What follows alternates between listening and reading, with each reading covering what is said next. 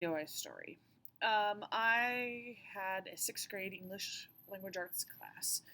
One of my classes was a co-teach, so it was about 40% special ed, lab, title, ELL, 504. The other meaning about 60% was gen ed. And so I had my data started with I was going into my poetry unit, and the focus for the district was student engagement. And I have always been a teacher that was I wanted my kind of classroom, and I kind of individually worked with kids. And this whole idea of student talk wasn't sure about it. And so I decided to incorporate some student talk into my poetry unit.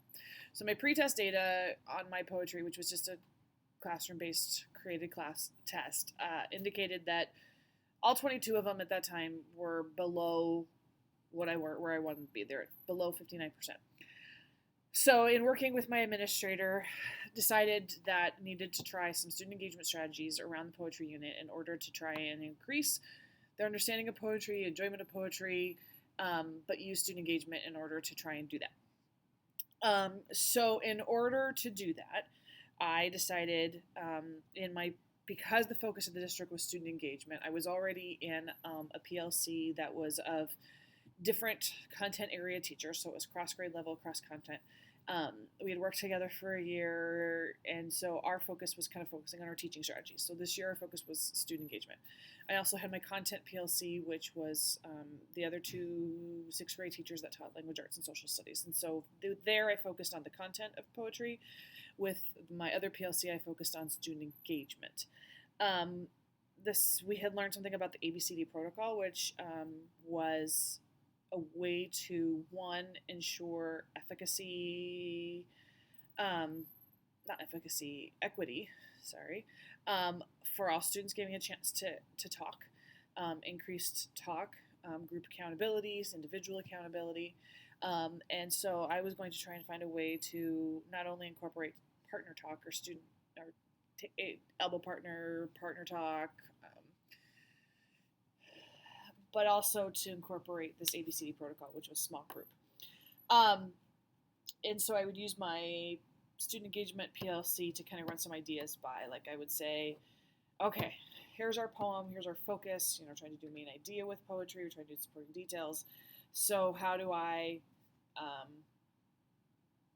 do that with ABCD protocol? Because the ABC we had learned about was student one asked the question, student B, A, B, student B answered the question, C found evidence, and D summed it all up, or something like that. And I was like, I didn't like that really.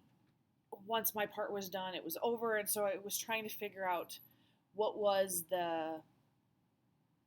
role did I want each kid to have, and so that was kind of some of the things I was talking about with my um, cross content PLC was, I'd bring ideas like, what do you guys think about these questions? What do you think about that? Um, in the end, I ended up really kind of finding a rhythm for myself with ABCD protocol. And it was not for me, person A asks the question, person B answers the question, person C finds the evidence. I didn't like that. I felt like it was just too. So what I decided to focus on was each person had a different focus. So like person A had to kind of identify the main idea of the poem and its supporting evidence, and then they all had to kind of come to agreement. Person B had to identify what was the tone in the poem, or what was the mood in the poem, and what was the evidence. Person C was responsible for some other element of poetry. Maybe we were focusing on similes and metaphors, or maybe we were focusing on personification. And so then it was what were some evidence and what was the meaning of that personification, or the meaning of that.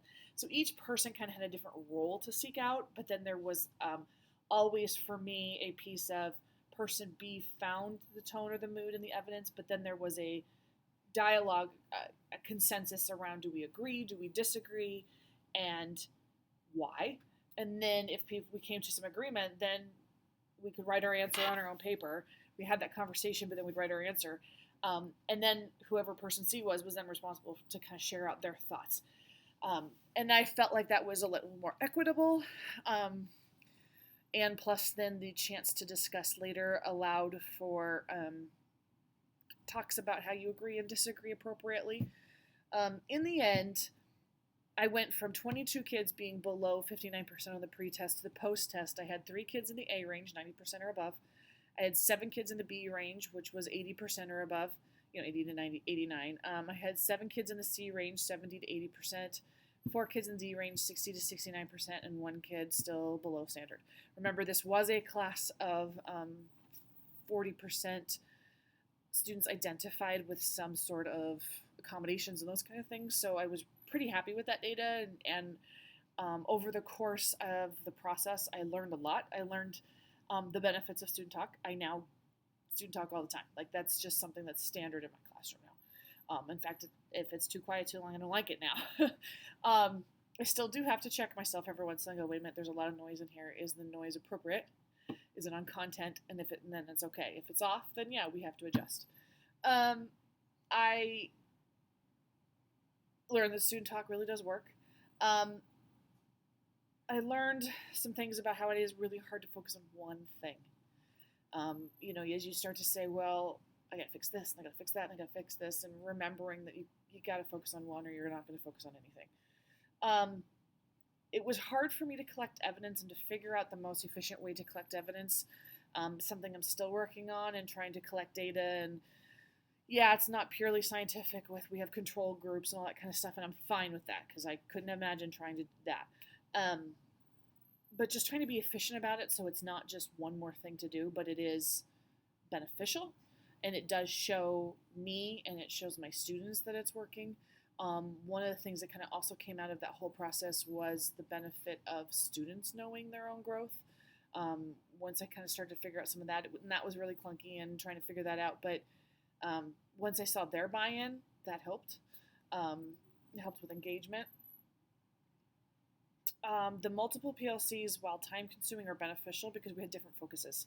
It was helpful to have my content area people because we had to focus on a curriculum and what poems and what questions and those kind of things.